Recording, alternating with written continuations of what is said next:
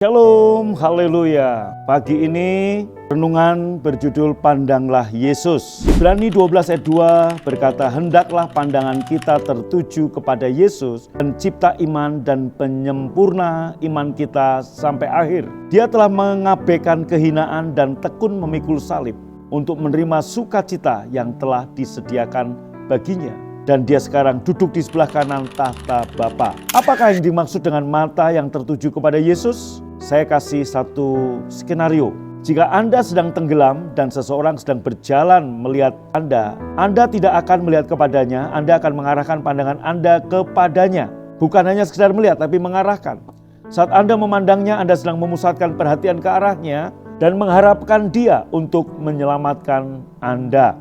Dengan cara yang sama, Anda mengarahkan pandangan Anda kepada Yesus dan mengharapkannya untuk menolong, menyembuhkan, melindungi, dan memberkati Anda karena Anda mengetahui kekuatan kuasa Yesus yang luar biasa dan kasih-Nya yang penuh pengorbanan untuk Anda. Firman Bapa berkata bahwa kita hendaknya terus melakukan dengan mata yang tertuju kepada Yesus, pencipta iman dan penyempurna iman kita sampai akhir. Begitulah Tuhan menginginkan kita hidup.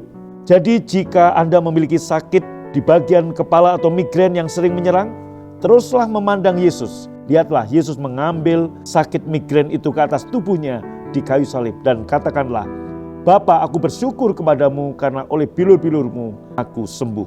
Sementara Anda terus memandang Yesus penyembuh Anda, penyakit itu harus tunduk pada karyanya yang sempurna. Jika saudara memiliki masalah keuangan dalam kehidupanmu, teruslah memandang Yesus dengan harapan yang pasti bahwa Ia akan menyediakan kebutuhanmu dan melepaskanmu dari kekuranganmu. Ada orang bertanya, Pak, apakah benar demikian sederhana? Ya, yang saya lakukan hanya memandang Yesus dan Ia akan memberkati saya secara keuangan, menyembuhkan penyakit saya. Simpel begitu? Betul. Sesederhana itu. Masalah kita adalah bahwa kita cenderung memandang diri kita sendiri. Tetapi kita tidak dapat menyelamatkan atau melepaskan diri kita sendiri, bukan? Bahkan Rasul Paulus bergumul saat ia bergantung pada kemampuannya sendiri. Itulah sebabnya Paulus berkata, sebab bukan apa yang aku kehendaki, yang baik yang aku perbuat, melainkan apa yang tidak aku kehendaki, yang jahat itu yang aku buat. Baru saat Paulus mengalihkan pandangan dari dirinya sendiri dan memandang Yesus, ia menerima kelepasan. Roma 7 ayat 24-25. Jemaat yang dikasihi Tuhan, jika Anda selama ini telah memandang diri Anda sendiri, inilah saatnya berhenti dan mulailah memandang Yesus. Pandanglah Yesus pencipta iman dan penyempurna iman kita sampai akhir. Dan segera Anda akan melihat kesembuhan dan kemakmuran Anda. Pandanglah Yesus dan nantikan Dia untuk menolong. Pandanglah Yesus dan nantikan Dia menyembuhkan dan melindungi Anda karena kuasa-Nya yang luar biasa dan kasih yang penuh pengorbanan untuk Anda telah dicurahkan lewat kematiannya di kayu salib.